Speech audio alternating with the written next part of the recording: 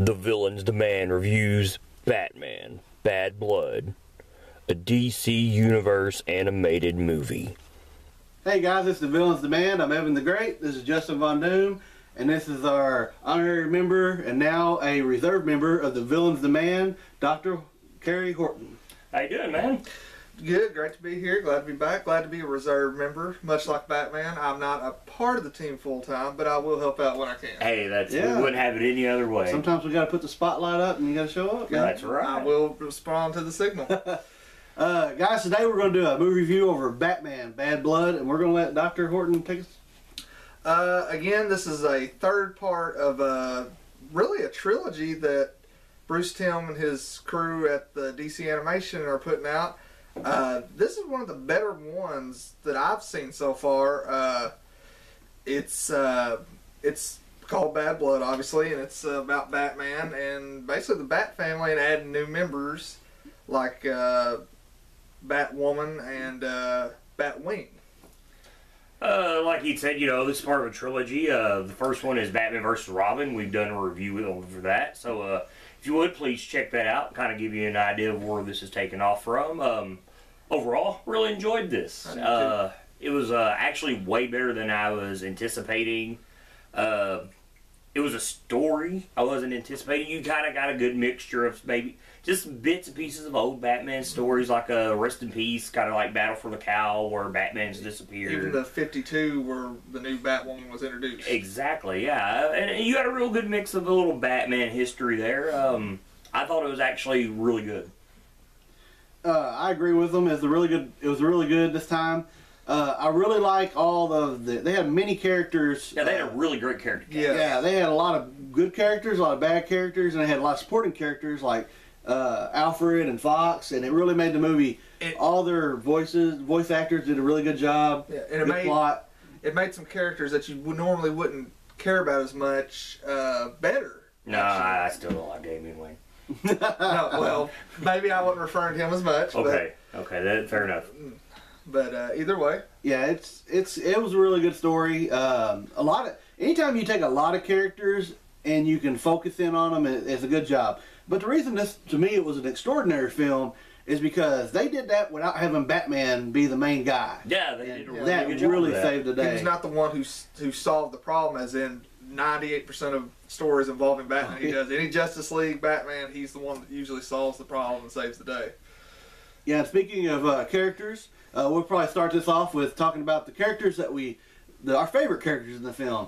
And I would say some of my favorite characters, of course, Nightwing. Anybody that knows me, I'm a Batman fan, but I'm Nightwing #1. I really like Nightwing, like Dick Grayson, like the way he handles himself. He's differential from Bruce in many ways, but he's similar in the others. And in this film, he has to take the Batman mantle for a little while, and it's really great to see it. How Damian's like calling him out, like, you always wanted this. He's like, I didn't want this, because Nightwing's always wanted to be different from Batman. He drove him apart. It's drove a lot in this movie that he didn't want that. And I really like that.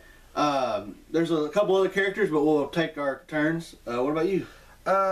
As well, I like Nightwing a lot. Of course, I'm much like you. I've always liked Nightwing, Dick Grayson. If you're a fan of the original animated series, you know that he was a big part of that as the original Robin. I also enjoyed the introduction of the Batwoman, actually, and telling her story. It was even better than what I would say reading the comics when they introduced her. It was even better than that.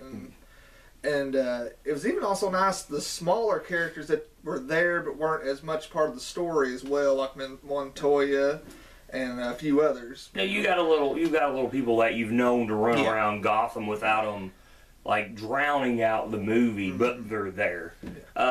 My favorite character, obviously, which we're talking about, is Alfred in this movie. Alfred is a badass. Yeah, indeed he is. Very underrated character. Very, very underrated character, yes. And he gets a good time to shine, even though he's also proving that, unlike Batman, he is human. When he has a conference call with everybody where he acts as Bruce, he says bloody hell. And we were like, oh my god, he just said bloody hell. And then Nightwing called him out right on it.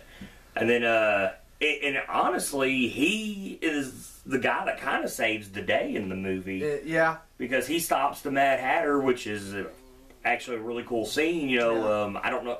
Can't tell you who the techie guy was there, but you know, I'm not sure that was the Clock King, but it kind of made me think that. I can see where you get that, but he wasn't really. I don't really think that, but it wouldn't shock me. We still don't know who that is. Look it up. Yeah, it's kind of like the Walrus guy. I'm not really sure who that was. That was Bebop's brother. Yeah, touche.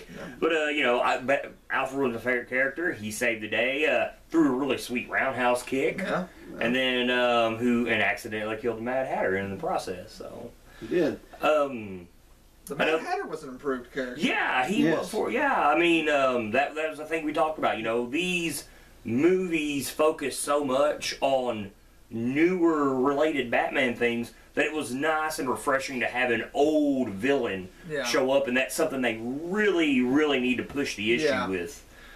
It's almost like you brought it up during the film. He had an Abe Lincoln look to him. He did. Yes. You could put him on a penny right now. Put the Hatter on the $5 bill. But getting back to Batwoman, I really like Batwoman as well. And the reason I liked her is I kind of got a little bit of her background. I really like that she got kicked out of the army, become an alcoholic, started, you know, basically doing drugs and alcohol and sex all the time, didn't care about anything. And then she gets in an alley. I really like that. Sex. How she's she's basically gonna get her ass beat. Yeah. And then Bruce shows up and she basically slaps his hand away. And she, from that point forward, an independent woman, lesbian woman, which is something they really pushed. It was really nice that they pushed her being a lesbian. When we were watching this, we talked about that. She's a lesbian because Montoya was there. Yeah, well, you know, I feel like they pushed it, but they didn't. They didn't like get it in your face. Yeah, which is good. They didn't. You know? They weren't showing the whole, hey, you know, we're not afraid to promote gays and lesbians, but they're showing you that, hey, this is a part of our world and we're okay with it. Yeah. We accept it and we're wanting people to know that it's there. And it was really nice to put that in. It wasn't really subtle. It was there, but it was nice that they really made an issue of that because that is a important part of her character. And also, a little side note to that, adding in Montoya, Bruce Timm doing these movies, that is his creation as well. So I'm sure it was nice to have her in a movie for him as well. Yeah, that's very, very true. But she did really good. And then we talk about Nightwing a little bit more. I like Nightwing's interaction with Bruce in the beginning of the film. He did a really good job on how they're really separate from each other. And then whenever he was with Batwoman, it was the same type of vibe.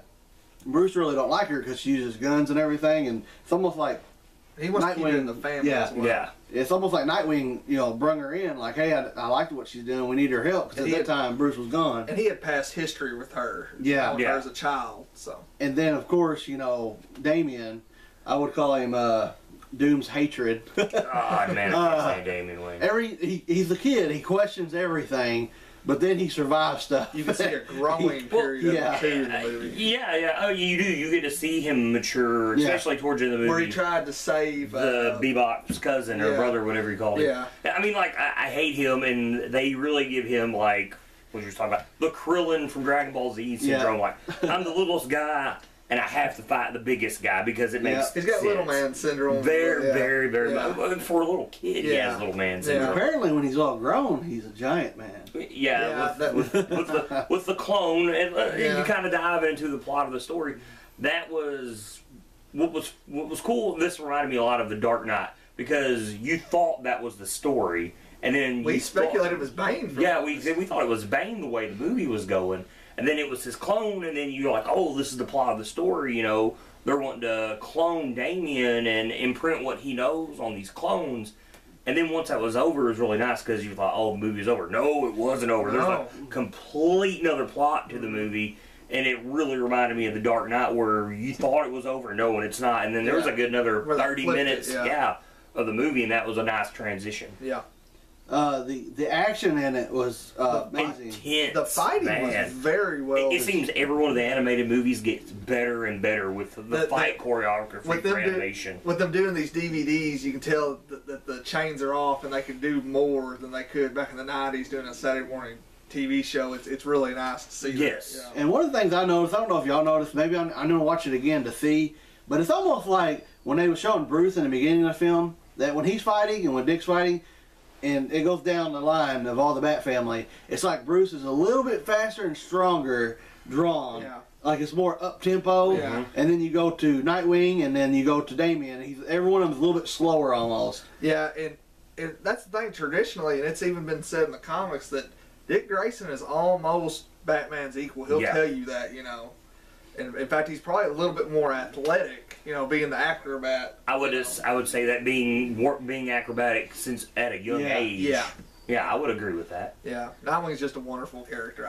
It was really great. And to get to see him and Batman actually had to fight each other. Yes, that was something people probably wanted for years, and you finally got it again on a DVD finally. Which, you know, when we were thinking, like Evan the Great brought up when we was watching it, that, hey, maybe this is Bruce just playing around, you know, because something you could literally see him doing almost to teach Nightwing in a way. They sparred for years. Exactly, you know, and maybe to see like, hey, if you know, if this was to happen to me, would you need to do what needed to be done? You know, we thought maybe that was the case, and it wasn't. But still, either way, if that was the case, it made a really nice plot twist to the whole story. Because, you know, to see Batman crippled like this mentally, it's rare that you see him. He's usually the strong. Yes, he's a strong-willed person, and you know, like we had said, it's nice to see him not be the main character in the story and actually solve what was going on. Yeah. Yeah, that was all awesome. And then we covered some more characters. Batwing in the film, he wasn't bad. He was all right to me. But I don't. Hold on. I don't really like Batwing in the comics for what I've seen. But this Batwing was a little bit different. He was he's take the word out of my mouth. The Falcon. He is the Falcon From the movies. Yeah, the movie Falcon. Not He's got wings. He flies around. He shoots people. And to quote Robot Chicken, you might have wanted the Batwing. You got the Falcon. That is pretty awesome. But you know, in a sense, when we were talking, you know, not only was he the Falcon, in a sense, he's almost like Iron Man with the way the armor War was. Machine, Iron Man. Yeah, you know, because like where he's sitting there trying to stop the, I guess you would say, the floating raft that Bruce had built, and he's literally trying to slow it down. And you're like, man, come on now, that is a very, very Iron Man thing to do. Yeah. And you know, it was. Actually, I'm going to say that I like Damian Wayne in this movie more than I did Batwing, and that says a lot for me. But overall, what was your guys' favorite part in the movie? Man, I'm going to have to say the Nightwing Batman fight. Yeah. Again, that was probably my favorite part, you know. I would say that lived up to your expectations of what you expected, you know. Even to see Dick keep fighting, as I would assume Bruce broke his arm. Yeah, and to that point, you would think Nightwing probably was holding back a little bit, not wanting to hurt Bruce, to where that brainwashed Bruce Wayne Batman didn't care. He was trying to hurt him and trying to kill him. But you know, that was my favorite part. Man, if you've got one, I'm trying to think of what my favorite part would be, because I really enjoyed it. I'm going to say my favorite part, and I think it might be Von Dude's favorite part, because he was so pumped when it happened. When Alfred fights and he pulls out the box. That would be it. That would have to be it. Because they do a really good job on these action scenes to show the difference between brute force, martial arts, and then you get to see boxing. Yeah, because he's got the old boxing stance going on. I said, look, that's Alfred. I want a poster of that, just so you know, Warner Brothers, because that is so awesome. That on a shirt, I would buy it. Yeah, you know, I mean, could you imagine Alfred there, and he's got the black eye, little blood out of his nose, and he's got the gloves on, you know? I mean, yeah, you're right. That had to be my favorite part. And to add to that, it was really cool to watch Mad Hatter, which you didn't get to see him die, but lose his head. Literally. Yeah, I mean, to me, I was upset there wasn't enough gore in that, because, you know, here recently these movies have gotten really violent and bloody, and I would like, you've seen the red flash, and I'd expected it to be blood, and it wasn't. But still, it was a nice little way to see the Mad Hatter, I guess you could say, go down the rabbit hole in a sense. Well, his neck's a rabbit hole now. Yeah, he did. You know, there's really not a lot bad to say about this movie. No. I mean, like I said, I didn't have high expectations, and I actually really enjoyed it. Yeah. Overall, I give it probably about a 9. It was really good. I'd say 9's a pretty good rating for it. It was really good. Yeah. Like I said, it's just like these movies, you know, we want to see older villains. Like I said, you know, like, you could easily work, like, how they done this. You could easily take the Riddler and weave him into a story like this. Like they did Mad Hatter. Yeah. And you seen toward the end, you get the Penguin. Yeah, there at the end, yeah. And then, well, you get Batgirl. Yeah. Which we talked about is kind of a future possibility with what they've been talking about. The Killing Joke. Exactly. Which, if Warner Bros., if you're watching this, I know you're trying to sell DVDs. You're gonna have to make this rated R. Mature. Yeah, it's gonna be rough. It needs to be. But we want it. Yes, and that's you bringing that up. Not to spoil what happens into that book, but I would think that maybe Warner Brothers would not be afraid to push what happens in that book, because they do bring up the lesbian issue. There is lesbian flirting in this movie, and there's a lesbian sitting around in her bra and panties in front of her dad. Yeah. So I mean, they. How do we know they don't? I mean. Yeah. I mean, so they do appear in my mind. They're kind of pushing the issue on stuff like this. Yeah. So maybe we'll just get to see actually what happens in that book. Yeah. Look it up on your own. Don't read that to your kids before they go to bed. Yeah, don't look it up. Just read it, because it's a really excellent story. I'd say top 3 Batman story ever, honestly. Yeah, I would agree with that. Yeah. But go ahead. Well, no. What are you gonna say? My closing thoughts on the movie is the best thing about this movie is Batman is not the hero in the end. They have to save him. Yes, I completely agree. That is a curve best. At you, yeah. Yeah, it's very unexpected. It's really refreshing to see something like that, because it's very rare you don't see you see that at all. Yeah, and I'd like to add, I would still like to see potential movies. The Azrael story needs to be told. I'm just going to throw that out there on that. That's one they haven't done as well. Well, I can see where you would get that with how they played off with Batman not being around. Which I think you could have worked that into this, and it would have still been really, really good. Yeah, and you can see the other side of it. You've got these people that are all out for good, where Azrael has kind of a different. Well, you can kind of see where you're getting towards that with Batwoman. Yeah, also. yeah. So and actually, I really love old Azrael. Yes. I don't want the new Azrael. You got to be the ass kicker. Yeah, that's right. But this is our review for Batman Bad Blood, where the villain's the man. Justin Von Doom, Seven the Great, and our new reserve member, Dr. Wharton. It's been great being here. I'm glad you enjoyed it, man. We enjoy having you for every one of these. Thank you. You can watch us on YouTube, which I guarantee is where you're watching it at now.